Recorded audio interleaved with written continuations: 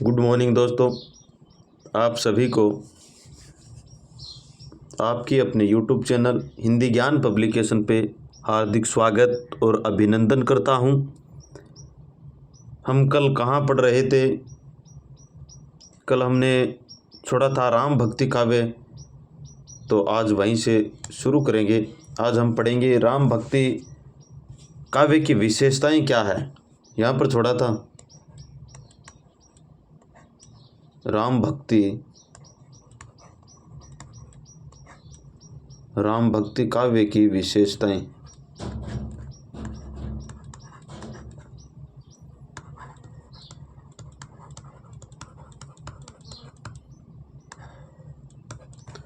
राम भक्ति काव्य की विशेषताएं कौन कौन सी हैं?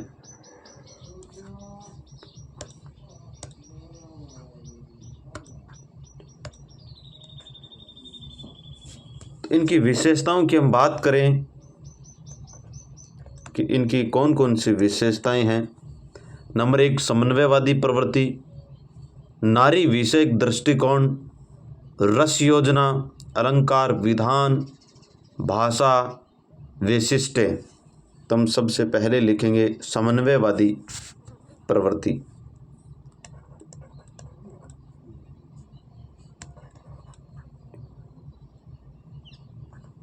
समन्वयवादी प्रवृत्ति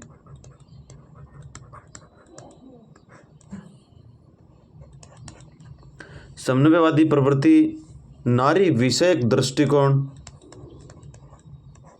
नारी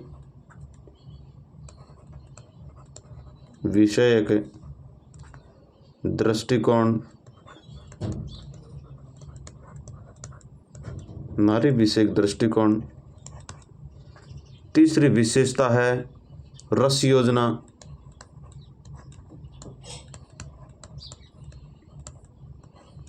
रस योजना। चौथी विशेषता है वो है कि अलंकार विधान,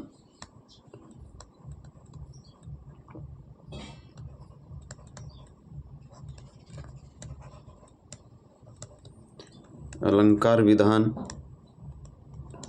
अंतिम पांचवी की हम बात करें भाषा वैशिष्ट्य, भाषा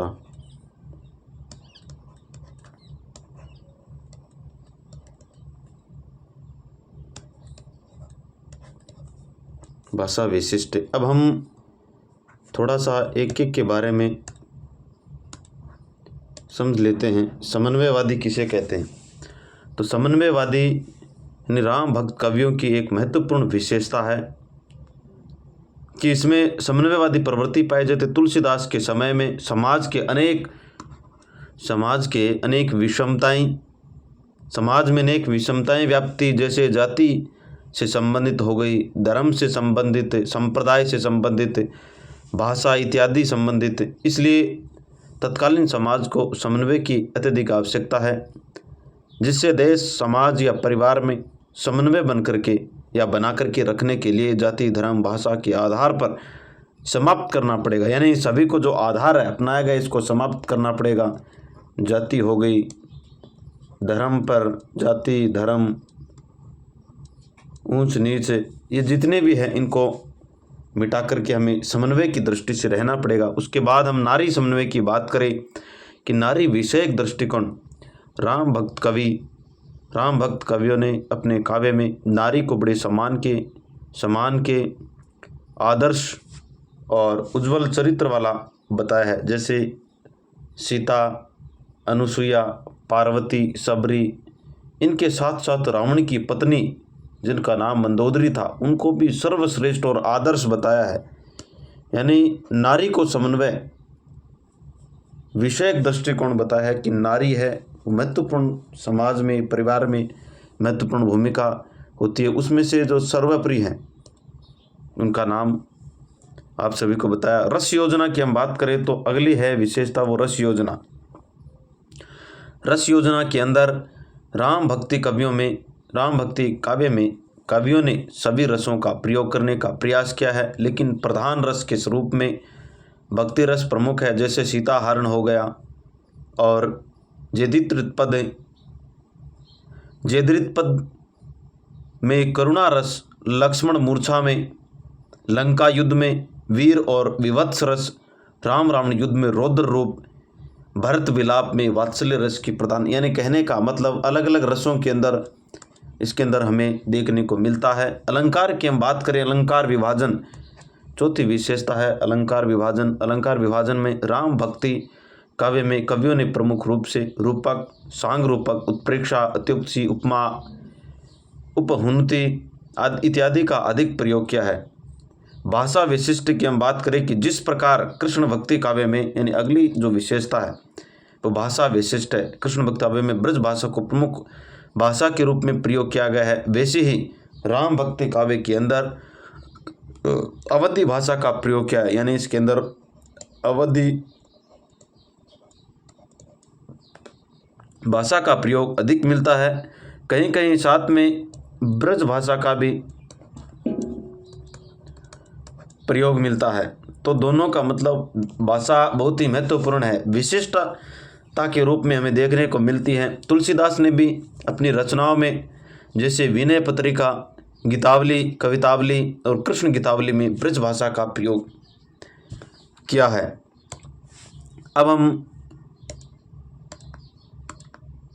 उसको लिख करके थोड़ा समझा दिया। अब हम एक महत्वपूर्ण है अलंकार विधान में संबंध में, अलंकार विधान के संबंध में रामचंद्र शुक्ल जी ने कहा है कि तुलसी अनुप्रास अलंकार के तो बादशाह थे, लेकिन अनुप्रास अलंकार का प्रयोग किस ढंग से किया जाए ये इनसे सीखे। तो हमें एक विशेष करके लिखेंगे नोट लगा करके, तुलसीदास के संबंध में आचार्य रामचंद्र शुक्ल ने क्या कहा है ये हम लिखेंगे। अलंकार विधान के संबंध में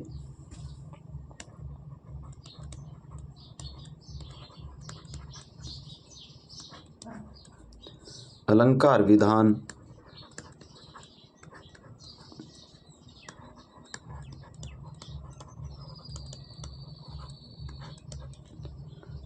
के संबंध में रामचंद्र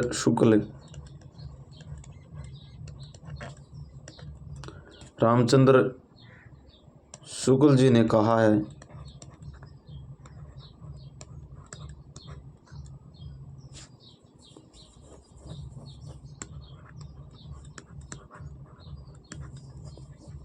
कि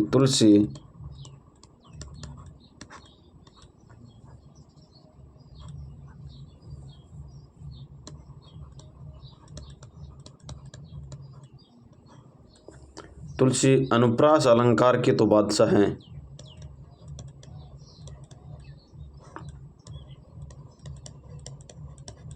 अलंकार के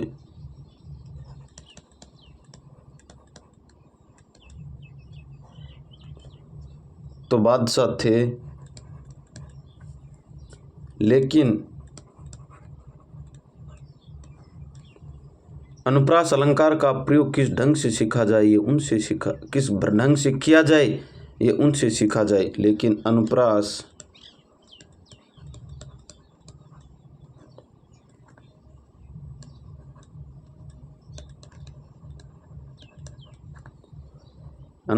अलंकार का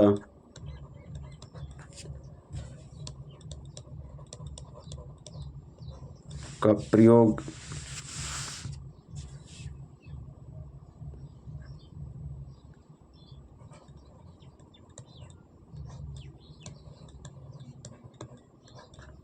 किस ढंग से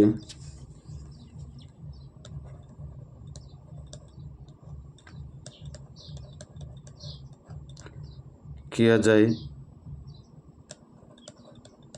ये उनसे सीखे।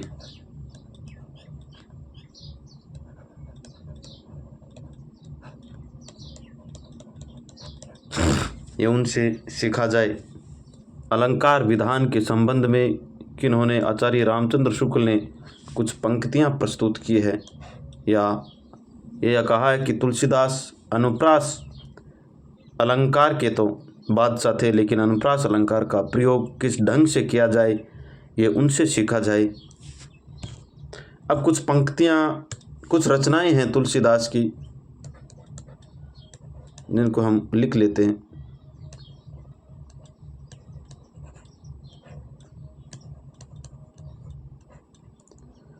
तुलसीदास ने भी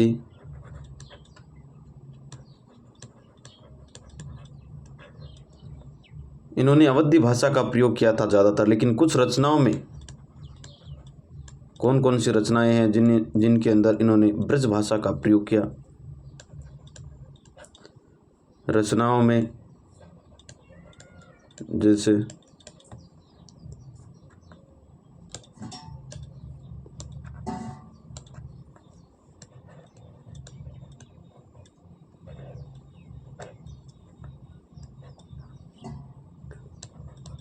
विनय पत्रिका,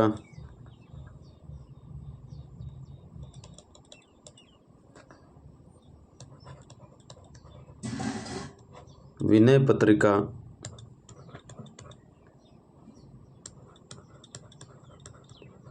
गीतावली, कवितावली,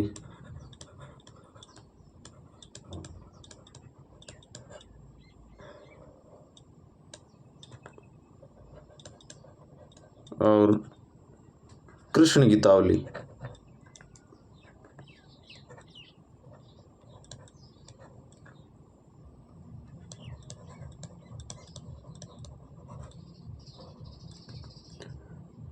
कृष्ण गीतावली में भी ब्रज भाषा का प्रयोग किया।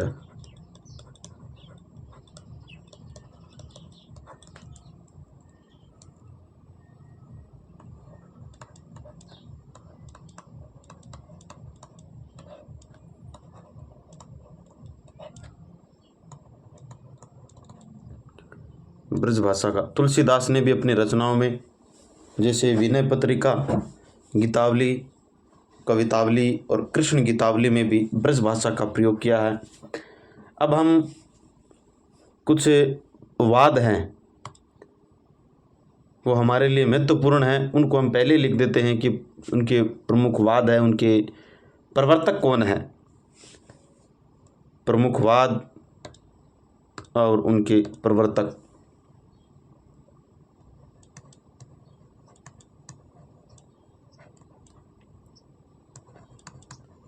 प्रमुखवाद और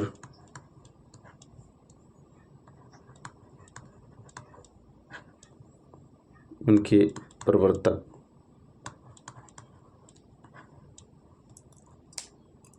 अब कौन कौन से वाद हैं इनकी भी हम चर्चा करेंगे और उनके प्रवर्तक कौन कौन हैं इनकी भी हम चर्चा करेंगे।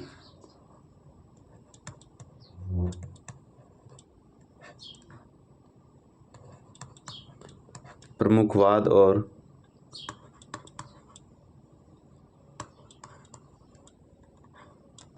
प्रवर्तक।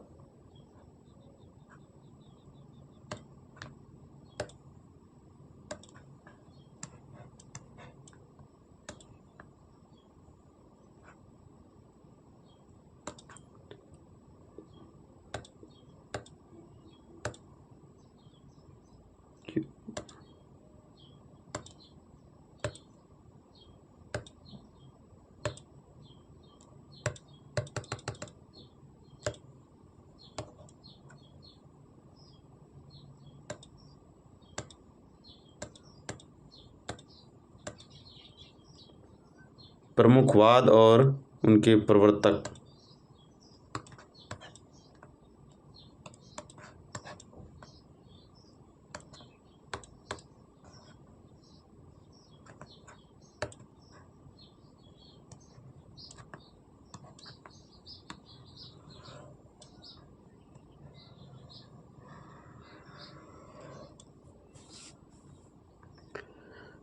सबसे पहले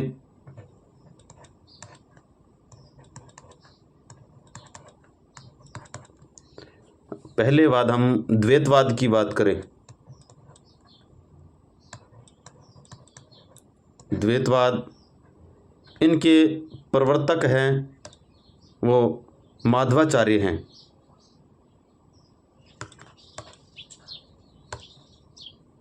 माधवाचार्य माधवाचार्य जी। प्रवर्तक माधवाचार्य जी।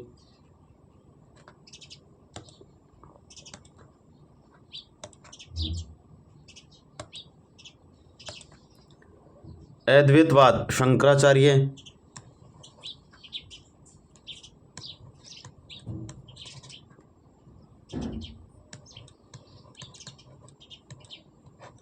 अद्वैतवाद शंकराचार्य। तीसरे हैं द्वैतवाद आचार्य निम्बारक।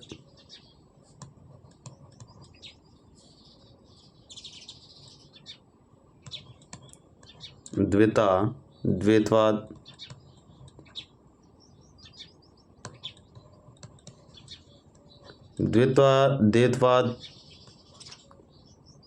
आचार्य निम्बकाचार्य। विशिष्टता द्वैतवाद रामानुजाचार्य। विशिष्टता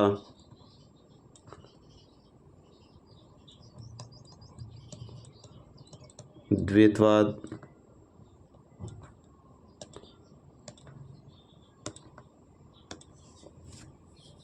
रामानुजाचार्य। तो अद्वैतवाद है वो शंकराचार्य ने दिया था।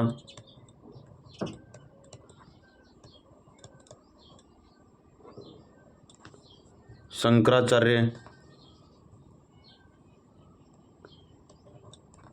हम द्वैतवाद की बात करें तो आचार्य निम्बारक। आचार्य निम्बारक। विशिष्टता द्वैतवाद की रामानुजाचार्य।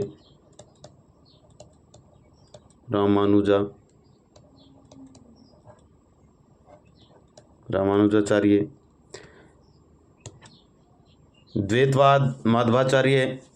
अद्वैतवाद शंकराचार्य। द्वैतवाद आचार्य निम्बारक। विशिष्टता द्वैतवाद रामानुजाचार्य।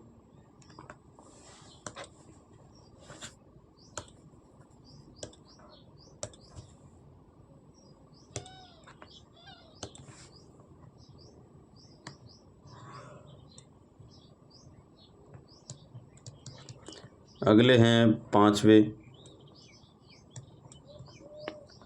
वो है शुद्धाद्वैतवाद।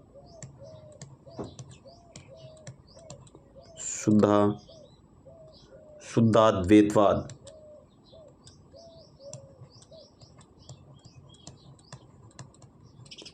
शुद्धाद्वैतवाद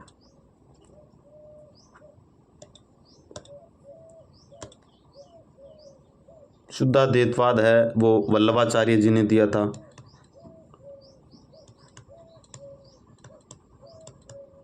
वल्लभाचार्य।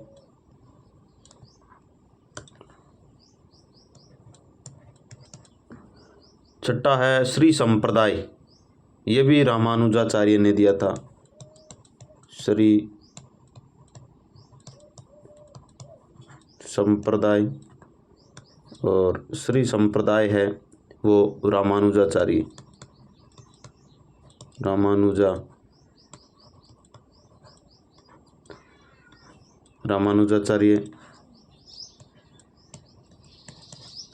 सातवां है वो ब्रह्म संप्रदाय।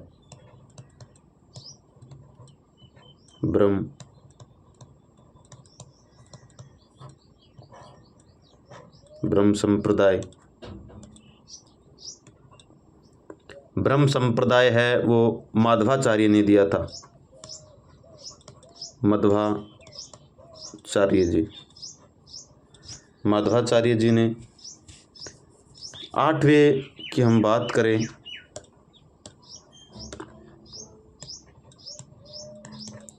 आठवां है सनक संप्रदाय।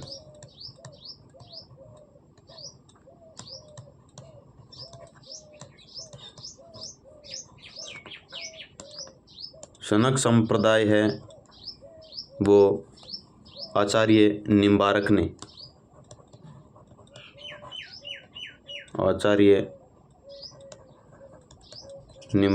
दिया।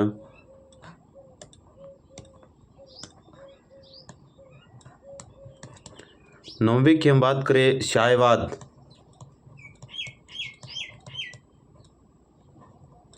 शायवाद है वो पार्श्वनाथ ने दिया। 10वें की हम बात करें जिसे संघातवाद या क्षणिकवाद भी कहते हैं, क्षणिक या संघातवाद। तो हम शायवाद की बात करें तो शायवाद है वो पार्श्वनाथ ने दिया था।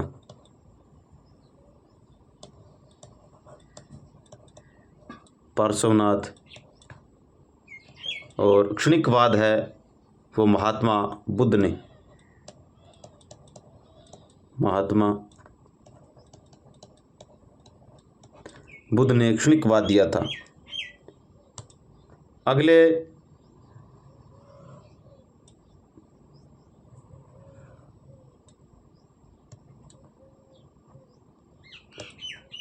हम क्षणिकवाद के बाद में रुद्र संप्रदाय विष्णु स्वामी, रामावत संप्रदाय रामानंद, यानी 11वें हैं, उनका नाम है रुद्र संप्रदाय।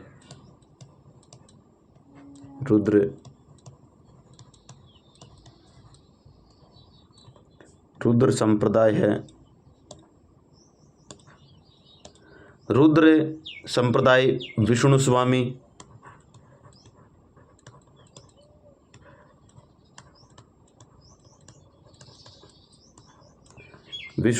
रुद्र संप्रदाय है वो विष्णु स्वामी ने दिया। 12वां है वो रामावत संप्रदाय रामानंद ने।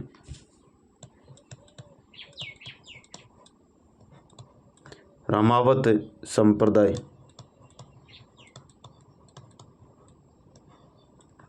रामावत संप्रदाय है वो रामानंद ने दिया, रामानंद जी ने चलाया था।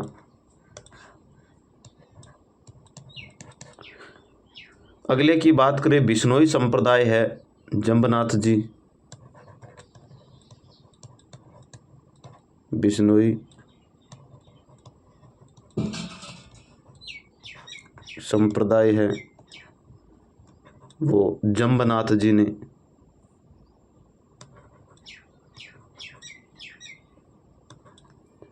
जम्बनाथ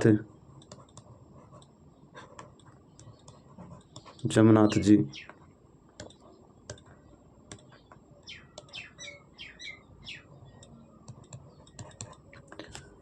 उदासी संप्रदाय श्रीचंद, उदासी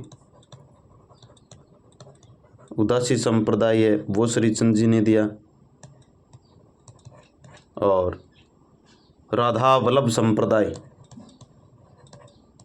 राधा वल्लभ संप्रदाय, ये भी श्रीचंद ने दिया।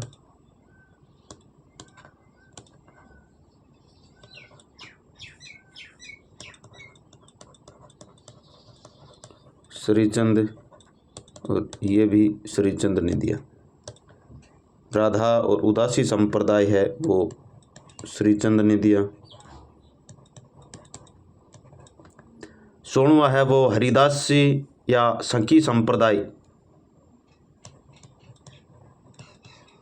सखी संप्रदाय या जिसको हरिदासी भी कहते हैं, हरिदासी।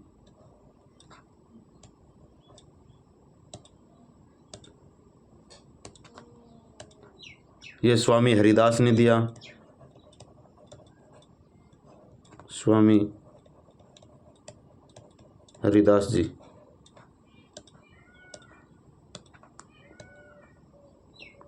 अगले है गौड़ीय संप्रदाय चैतन्य महाप्रभु।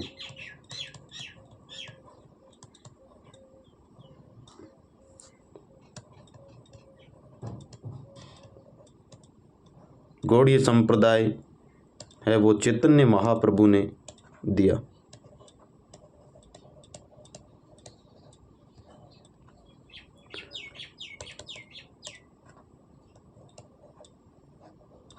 चैतन्य महाप्रभु। गौड़ीय संप्रदाय है वो चैतन्य महाप्रभु ने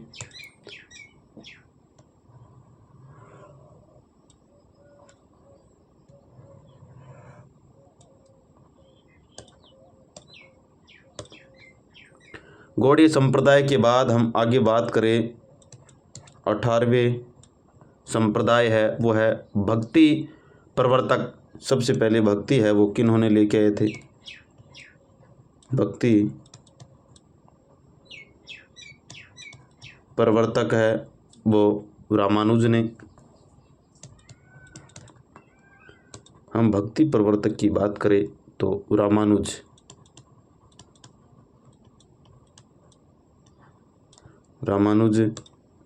और पुष्टि मार्ग के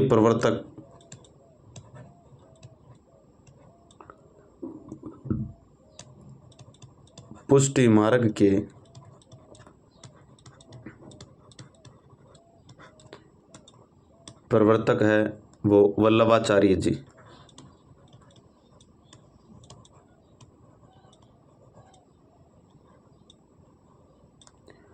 पुष्टि मार्ग के प्रवर्तक वल्लभाचार्य जी। अगले हैं वो कैप्सूलवाद के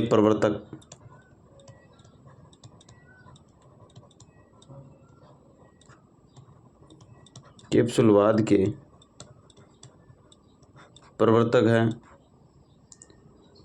वो ओंकारनाथ त्रिपाठी।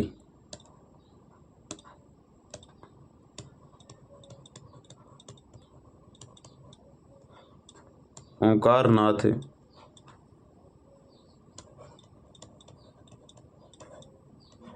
त्रिपाठी हैं।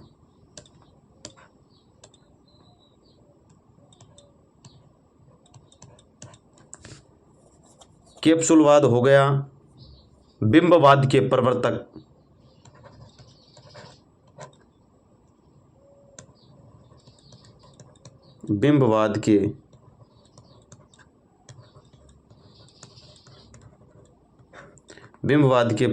है वो T.A. ह्यूम है। और हमारे सिलेबस में भी है एक मार्शलवाद, अलग से दिया हुआ मार्शलवाद हो गया। ये मार्शलवाद के प्रवर्तक की हम बात करें तो ये रामेश्वर शुक्ल हैं। तो बिंबवाद के प्रवर्तक हैं वो T.A. ह्यूम है। और मार्शलवाद के प्रवर्तक है वो रामेश्वर शुक्ल।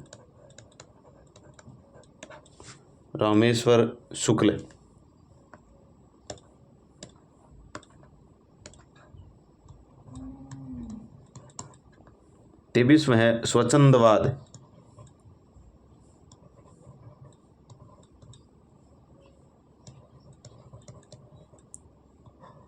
स्वच्छंदवाद है ये श्रीधर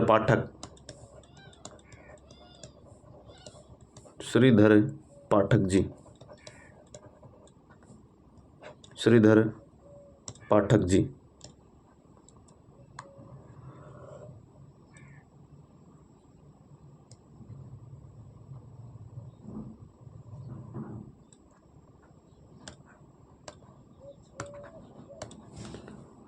चौबीसवें हैं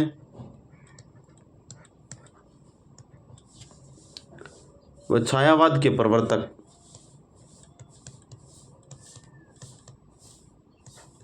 छायावाद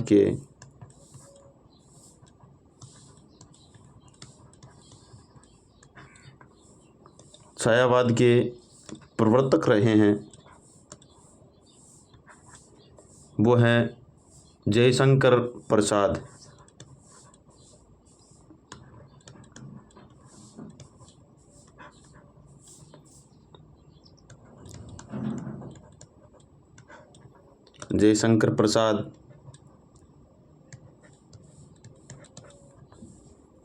हालावाद के प्रवर्तक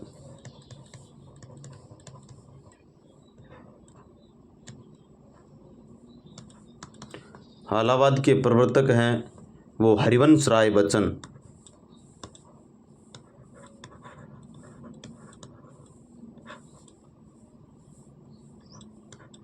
हरिवंश राय बच्चन जी, हरिवंश राय बच्चन।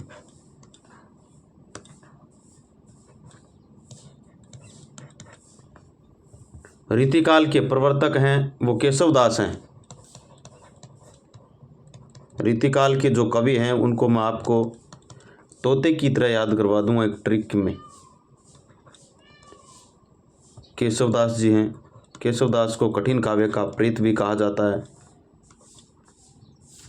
कठिन काव्य का प्रेत है वो क्यों कहा जाता है? क्योंकि इन्होंने रामचंद्रिका एक रचना लिखी थी एक ही रात में।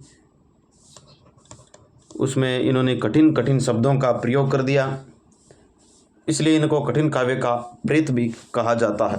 रीतिकाल के प्रवर्तक माने जाते हैं।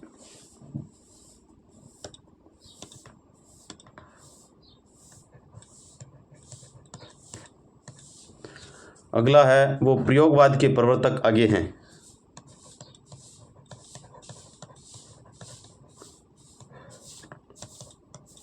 प्रयोगवाद के प्रवर्तक हैं वो आगे जी हैं।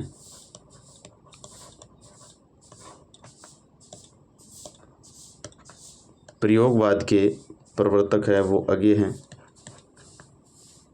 नकेनवाद,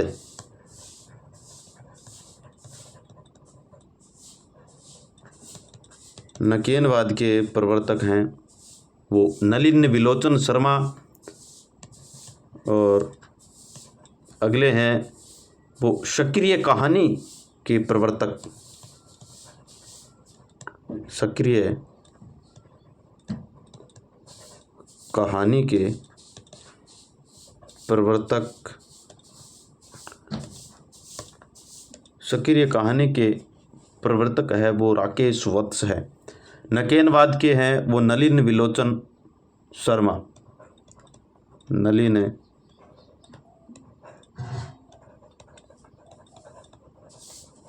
विलोचन शर्मा। सक्रिय कहानी के प्रवर्तक राकेश वत्स हैं, राकेश वत्स।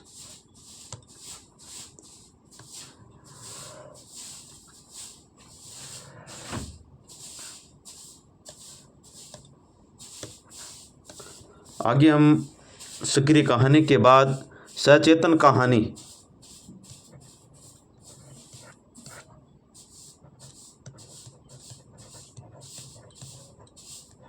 सचेतन कहानी के प्रवर्तक, सचेतन कहानी के प्रवर्तक,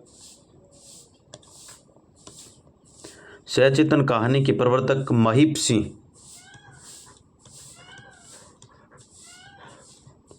महीप सिंह।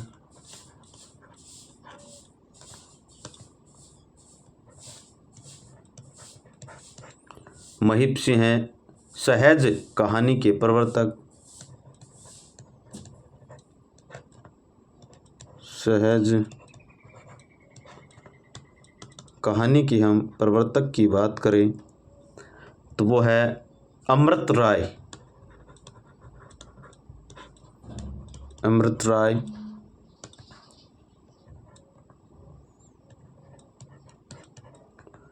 अगले हैं समानांतर कहानी के प्रवर्तक,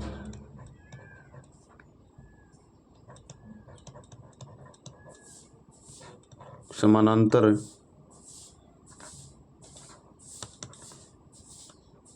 कहानी के प्रवर्तक,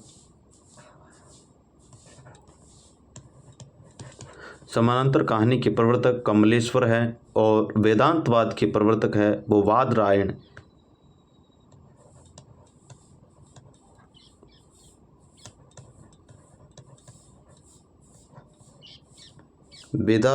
वेदांतवाद के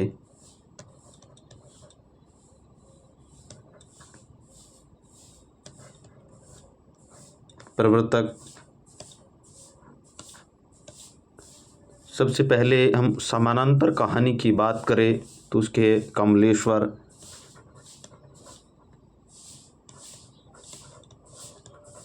कमलेश्वर जी रहे हैं और वेदांतवाद के प्रवर्तक है वाद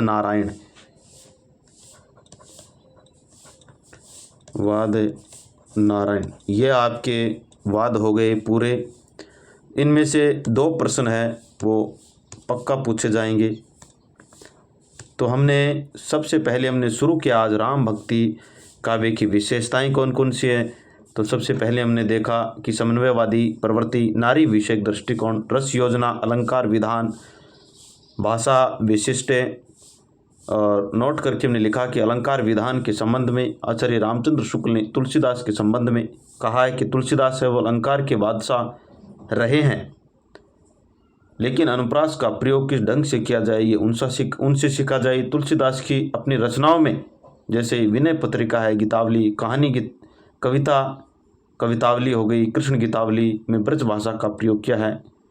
अब उसके बाद हमने प्रमुख वाद हो गए कि कौन कौन से जो वाद हैं।